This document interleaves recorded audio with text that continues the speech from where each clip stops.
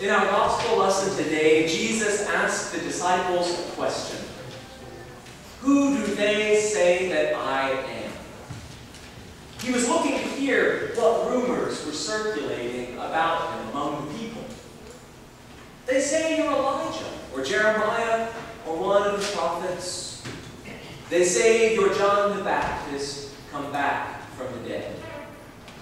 These were flattering answers. But then Jesus asked, and who do you say that I am? Peter stepped up and said something profoundly different than all the answers that had been given to that point. You are the Messiah, the Son of the living God. This was a bold confession, and not at all like the other answers given. The Messiah was supposed to be a military commander who would rally the troops together to overthrow the government and society as they had always known it. The Messiah was to be a powerhouse to deliver them from their enemies, the embodiment of their hope and their political future. And there was one obvious problem with Peter's answer. Jesus was none of that. He aspired to be nothing of that sort. So Peter's answer seemed ridiculous. To confess that Jesus was a Messiah was untethered from the reality around him. He was no military commander. He was a teacher of nonviolence and peace. He was a healer, a man of compassion and obscurity. Jesus did not look anything like the Messiah promised in the prophets. His way of love and peace, building community that crossed boundaries, was radically different than what they were looking for. No one in their right mind would ever think Jesus was acting like a Messiah. So Peter's response was irrational. But it is what he believed to be true. His confession was not one of logic or reason, but of the Spirit and of hope. It was born out of truth revealed to him by God. And from this first confession of faith, this belief that Jesus came to do something different has spread from person to person, from generation to generation, down to us gathered here today. Peter's confession of Jesus as the Messiah is the fundamental tenet of Christianity. This is why it is given such great attention by Jesus. Flesh and blood has not revealed this to you, Jesus said. And because you said this, you are Peter. On this rock I will build my church, and the gates of Hades will never prevail against it. In the book of Matthew, Peter's statement today marked the beginning of the church, its birth. And on this rock I will build my church, and the gates of Hades will never prevail against it. This phrase, this common verse, bears a closer look this morning. Jesus said that the gates of hell would never prevail against the community that ordered itself according to his teaching. But what does it mean for gates to prevail? So often this verse is read as if the church is under attack, and that hell, the powers of evil, are on the offensive. These words would seem to promise that the worst of attacks, that under the worst of attacks, the church will somehow make it through, will stand up. But there's a problem with this. Gates and doors are not weapons of attack. They are tools of defense. In the ancient world and through the Middle Ages, cities protected themselves with walls. Gates were a necessary part of any walled city because they allowed people to go in antagonistic forces would focus their attack. When Jesus speaks of the gates of Hades or the gates of hell, he's not envisioning some entrance to a vast domain that is terribly powerful and looming and threatening. He's envisioning a city surrounded by the forces of the power of God. The gates of hell are not on the offense. They are under siege and failing under the power of God. The vast expanses of heaven and earth are God's domain. Hell is this thing surrounded.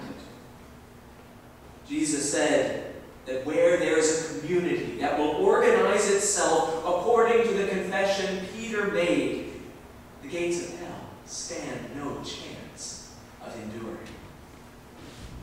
Hell and all that it stands for will be won over by the power of the Maker of heaven and earth, who ordained that love is the only thing that will ever stand. All else will fall. When we align ourselves with Jesus' way of loving our enemies and embracing the stranger, the worst that exists in the world, the gates of hell itself, stand no chance against us. This is the truth revealed in God's holy word. And yet, when we look around, it sure looks like hell is winning and making many inroads.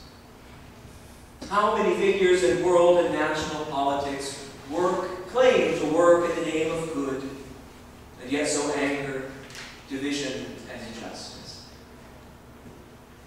The rich give a free pass in so many things, while poverty grows, and people are trapped in systems that keep them down. We know that the way of love overwhelms the ways of hate, but following where God would lead us down this path is often too costly for us to really give ourselves over to it. Loving enemies, really loving enemies, desiring the preservation of their dignity, is hard. So we don't do it. And we defend the gates of hell rather than dismantle them. Hearing the stories of people kept down by a system is just too hard, especially when it challenges our worldviews. So we do not do it. We defend the gates of hell rather than dismantle them. And in all of this, the church and people of faith the world over are divided. The Maker of heaven and earth has put the church in the world to create a community of compassionate welcome and to announce that the end of everything is not hate, it is love. This is an intentional life that requires devotion and a new commitment every single day. It does not happen passively. We live into this purpose with the compassion we show for those who are not like us, both in the church and in the rest of the world. We live into this purpose through our care of the sick and prayers for the vulnerable. We live into this purpose by empowering the poor and downtrodden. We live into this purpose. We build an inclusive community of love that relies on each other. Would we laugh and cry together? Would we share each other's burdens? Would we stand up for those who cannot defend themselves? And would we take more than just a passing moment to listen to and care for one another? The community of God is intentional about doing these things. Would we devote ourselves to these priorities? We give ourselves over to dismantling the last strongholds of hell itself. Millennia ago, Jesus asked his disciples, "Who do you say that I am?" And today, he asks the question of each one of us. Our answer to this question profoundly shapes how we interact with the world around us. Is Jesus a prophet only, like Elijah or Jeremiah? Is he a revolutionary like John the Baptist, or any in the line of great thinkers who have challenged our worldviews? Who do you say that I am?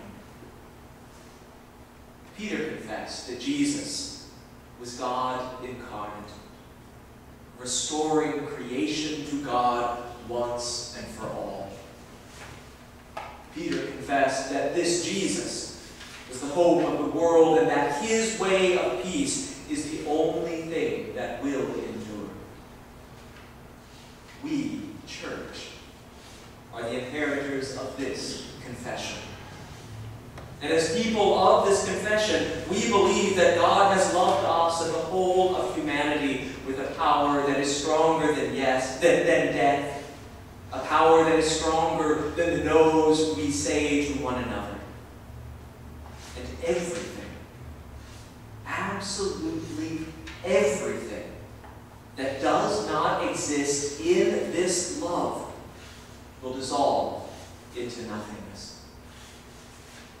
On this rock I have built my church, and the gates of hell will not stand against it. This is the good news of our faith. This is the promise of the Maker of heaven